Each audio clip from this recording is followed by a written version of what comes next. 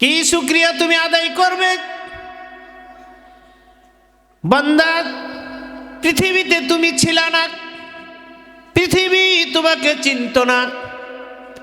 আমি আল্লাহ মেহেরবানি করে দয়া করে পৃথিবীতে তোমাকে এনেছি।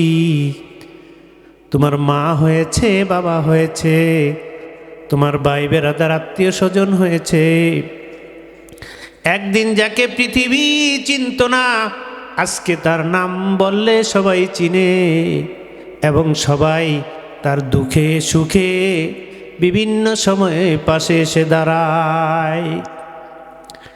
বান্দা হে, আমি তোমাকে 60 বছর 70 বছর জিন্দেগি দিয়েছি এবং এই 60 বছর 70 বছর জিন্দেগিতে চলার জন্য যা দরকার সব আমি দিয়ে দিয়েছি।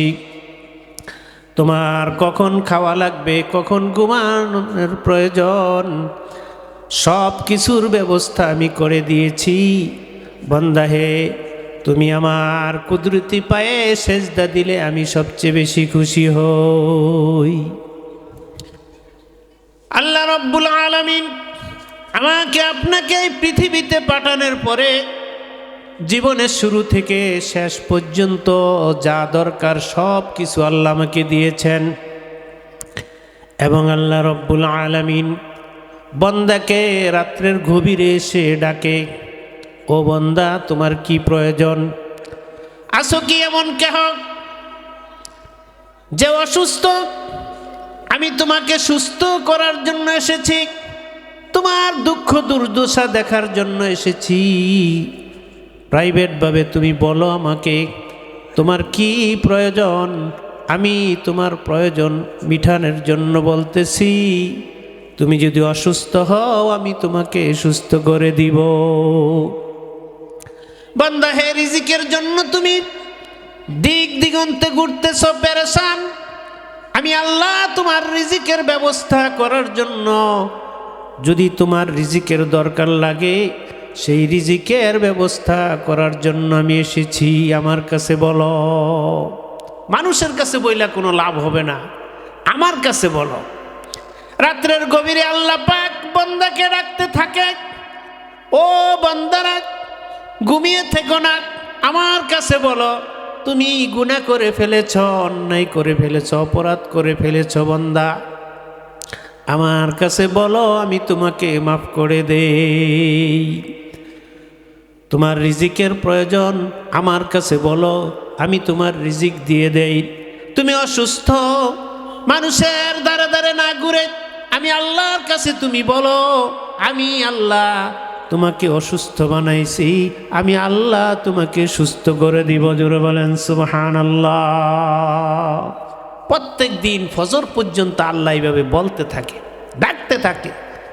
বন্দা কোথায়? বন্দা ঘুমে বিভোর।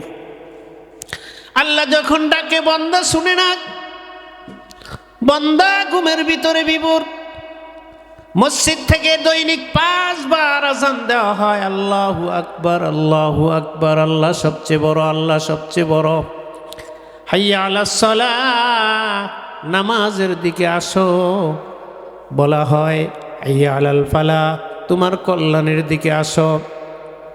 ফজরের সময় বলা হয় আসসালাতু খায়রুম মিনান নাওম।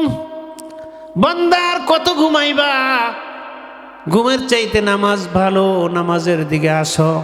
বন্দার খবর নাই, বন্দা রাত্রে এমন ঘুম দেয়, দিনে 8টা 9টায়ও বন্দার ঘুম ভাঙ্গে না। এমন ঘুম ঘুমাইছে, এই ঘুম কোন দিন ভাঙবে? যেদিন আজরাইল এসে দরজায় কড়া নাড়বে, ওই দিন বলতে থাকবে, আজরাইল রে, এত তাড়াতাড়ি তুমি কেন আসলা? তুমি আসবা সেটা আমি জানি, কিন্তু এত তাড়াতাড়ি তুমি এসেছ আমি কল্পনাও করতে পারি না, এত তাড়াতাড়ি তুমি চলে আসবা। জীবনের কোনো কিছুই তো আমি সংগ্রহ করতে পারি নাই। তখন জীবনের আমলগুলোর দিকে নজর যাবে, দেখা যাবে নামাজ নাই, রোজা নাই, হজ নাই, জাকাত নাই এবং ভালো আমল নাই, কোনো কিছুই নাই। সেদিন নজর পড়বে আমলের দিকে, কি করলাম এত তাড়াতাড়ি আজরাইল এসে গেল। ওই সময় হাহা করে কোনো লাভ হবে? মরণ থেকে যতই পালাও মরণ তোমায় লইবে গিরি, যদিও সুদূর আকাশ পরে লুকাও সেথায় লাগিয়ে সিঁড়ি। তুমি পৃথিবীর যে কোনো দুর্গের ভিতরে আশ্রয় নাও, আজরাইল সেখানেই যাবে। জোরে বলেন সুবহানাল্লাহ। এ দুনিয়া বুঝের বাজি, মরবে তুমি বুঝলে না। কত মানুষ আইলো গেল, কেউ তো ববে রইল না। এ দুনিয়াটা আমি মনে করতেছি আমি চলছি আমার ইচ্ছা মতন, যেখানে ইচ্ছা সেখানে। মসজিদ থেকে 5 বার আমাকে ডাক দিতেছে, আমি সেই আওয়াজ শুনতেছি না।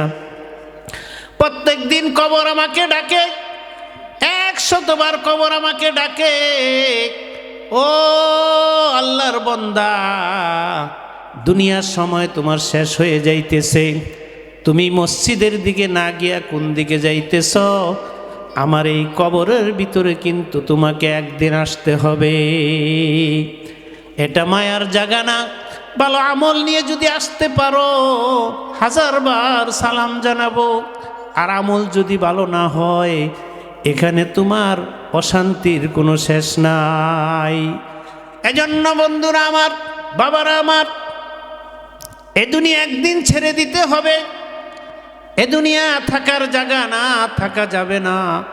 ইচ্ছা করলেও থাকা যাবে না। একদিন এই পৃথিবী আমাকে ছেড়ে চলে যেতে হবে, ঠিক কি না? কি বলেন?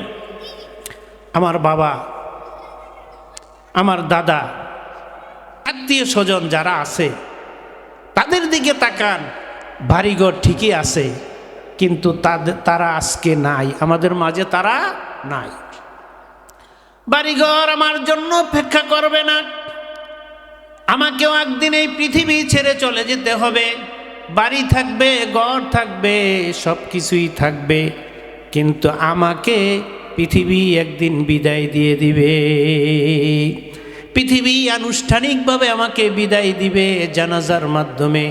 জানাজা পড়ায়া মানুষগুলো আমাকে কবর নিয়ে শোয়াইয়া দিবে। কবরে শোয়ানোর পরে এখন আমল যদি ভালো হয়, আমল যদি ভালো হয় তাইলে তার কবরের জিন্দিগি সুন্দর হবে। আর আমল যদি ভালো না হয় তাইলে কবরের জিন্দিগি অশান্তি আর অশান্তি। যে অশান্তির শুরু আছে শেষ নাই। কবরে গিয়ে 1000 বার চিৎকার দিলেও কেউ শুনবে না। কবরে বসে বসে যত অশান্তি হোক, অশান্তিকে শান্তি করার কোনো ব্যবস্থা নাই যদি আপনি সাথে করে সেই ব্যবস্থা না নিয়ে যান। এজন্য বন্ধুরা আমার, আল্লাহ রব্বুল আলামিন এই পৃথিবীতে আমাকে পাঠাইয়া কিছু সময় দিয়া পাঠাইছেন। এই কিছু সময় দেওয়ার পরে আল্লাহ রব্বুল আলামিন আমাকে আমার পেছনে আজরাইলকে দিয়ে দিছেন। আজরাইলকেও একটা সময় দিয়ে দিছেন। সময় হওয়া মাত্র আমাকে আজরাইল এসে নিয়ে যাবে। জোরে বলেন সুবহানাল্লাহ। ইযা জাআ আজালুহুম লা ইস্তাখিরুনা সাআতাও ওয়া লা ইস্তাকদিমুন। ওই সময় যখন এসে যাবে 1 সেকেন্ডও আমাকে সুযোগ দেওয়া হবে না। 1 সেকেন্ড আগেও আজরাইল আসবে না, সময় মতন আসবে। এজন্য বন্ধুরা আমার, এই মাহফিলগুলো একটু চিন্তার খোরাক। আমি যে এই দুনিয়া নিয়ে ব্যস্ত হয়ে পড়েছি, দুনিয়ার গাড়ি বাড়ি, দুনিয়ার সাজসজ্জা, দুনিয়ার সুখ শান্তি নিয়ে আমি বসে আছি, কিন্তু দুনিয়া পরে থাকবে। আমি একদিন এই পৃথিবী থেকে চলে যাব। আমার যে একদিন মরতে হবে এই চিন্তাই নাই। আমাদের দিকে তাকাইলে আমরা যে একদিন মরতে হবে এই চিন্তাই আমাদের নাই। আমাদের এই চুলদাড়িগুলো আস্তে আস্তে পাকতেছে, এটা একটা আমাকে সিগন্যাল দিতেছে, বন্দা এই দাড়িগুলো তো কালো ছিল, চুলগুলা কালো ছিল, আস্তে আস্তে পাকতেছে, সাদা হইতেছে, তোমার কবরের জিন্দিগির দিকে অগ্রসর হইতেছে, তুমি প্রস্তুতি নাও, কবরের জিন্দিগি তোমার অতি নিকটে। জোরে বলেন সুবহানাল্লাহ। আল্লাহ রাব্বুল আলামিন মানুষদেরকে সৃষ্টি করেছেন। মানুষের ভিতরে কিছু মানুষ আছে মহিলা, আর কিছু মানুষ আছে পুরুষ। আল্লাহ পাক জোড়ায় জোড়ায় সৃষ্টি করেছেন, কারণ জোড়ায় জোড়ায় যদি সৃষ্টি না করতেন মানুষ একা একা থাকতে পারে না। আল্লাহ রাব্বুল আলামিন হযরত আদম আলাইহিস